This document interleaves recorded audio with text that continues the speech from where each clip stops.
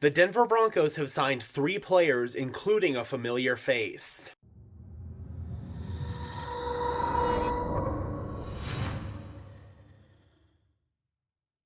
Hello everyone and welcome to Denver Broncos Syndicate, part of the Sports Syndicate family of channels where we are dedicated to bringing you content about our favorite sports teams. I am your host, Gage Madrid. Before we jump in, you already know the routine. If you could just leave me a like on this video as well as subscribe and ring the notification bell, that would be absolutely awesome. We are just 25 subscribers away from 900, so let's see how fast we can get there. Let's get ambitious and try to get there before our Week 6 kickoff against the Los Angeles Chargers. In wake of several key injuries, the Denver Broncos have announced that they have signed long snapper Mitchell Fraboni, linebacker Harvey Lange, and wide receiver Trinity Benson to the practice squad. Now, Trinity Benson is a guy that Broncos country is already familiar with. He signed with the Broncos back in 2019 as an undrafted free agent out of East Central University. For his first 3 seasons, Benson was a training camp darling. In 2019, 2020, and 2021, Benson was always a guy who was making big plays in training camp. He showed off really nice speed at times and actually was a pretty good route runner based on what we saw in training camp. Now, during Benson's first stint in Denver, the Broncos had pretty strong depth at the wide receiver position, so it was really tough for Trinity Benson to see the field. That said, he was still one of those guys in training camp and in the preseason who would stand out and would always make a big enough impact to where the Broncos would keep him on the practice squad.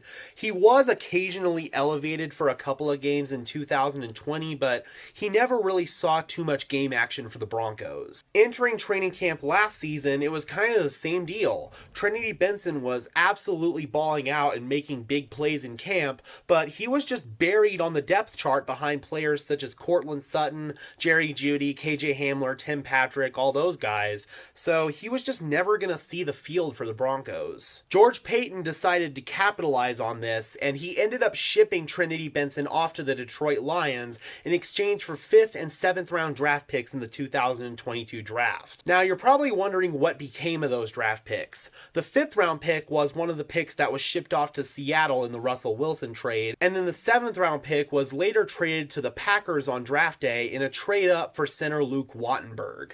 Last season in Detroit, once again Benson struggled to see the field and was buried pretty deep on their depth chart. Benson ended up getting waived coming out of training camp this offseason, and with all the issues that the Broncos have been dealing with at the wide receiver position, George Paton felt that it was going to be a good opportunity to bring Benson back in and at least take that spot on the practice squad that was occupied by Kendall Hinton, who has since been elevated to the 53-man roster. As far as our long snapper issues go, in the loss to the Indianapolis Colts, Broncos long snapper Jacob Bobenmoyer suffered a pretty significant wrist injury. The Broncos worked out several long snappers throughout the week, and they ended up settling on former Arizona State long snapper Mitchell Fraboni. Now, this is a move that's not really going to get talked about much because who cares about the long snapper, but at the end of the day, this is a move that could have a really big impact on the Denver Broncos special teams unit. As we all know, in the kicking game, it is a tight operation,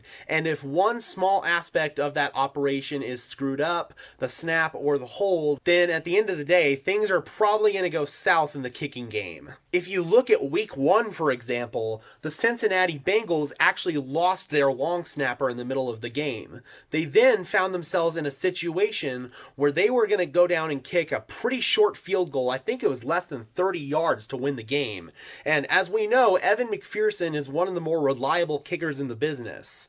Unfortunately, since the Bengals didn't have their long snapper and they had to go to their backup tight end to snap the ball, the snap ended up going bad and the kick was pulled because the kick had no chance, because the snap was absolutely errant and the holder had no chance to get it down. And that's another issue with the Broncos. We currently have a rookie punter and holder in Corliss Waitman, and there have been a couple of snaps that Waitman has struggled to field. With a rookie long snapper, you have to expect some growing pains, and there's a potential for a couple of bad snaps. And when you combine that with a rookie holder who's already struggling to field snaps, that could be a bit of an issue for the Broncos special teams unit.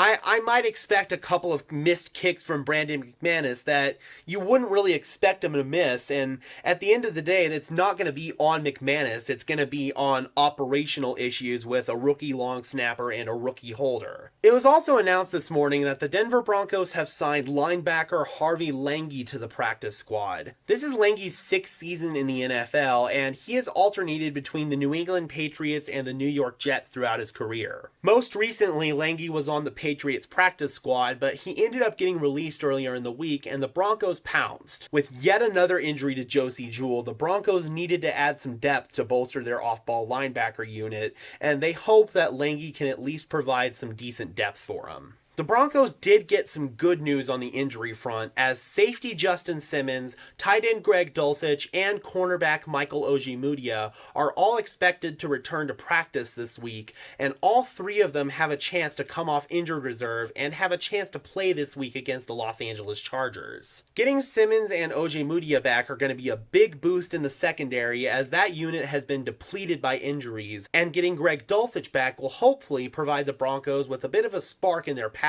game, which has really struggled to get things going in the past couple of weeks. I'm curious, Broncos country, what type of impact do you see Greg Dulcich making in his rookie season? Drop those comments down below. I would love to hear from you. Be sure to leave a like on this video, as well as subscribe and ring the bell so these videos appear in your notification feed. And while you're at it, be sure to follow me on Twitter at Gage Madrid NFL for even more Broncos coverage. And for now, this has been another episode of Denver Broncos Syndicate. I am your host, Gage Madrid, saying peace out and let's ride.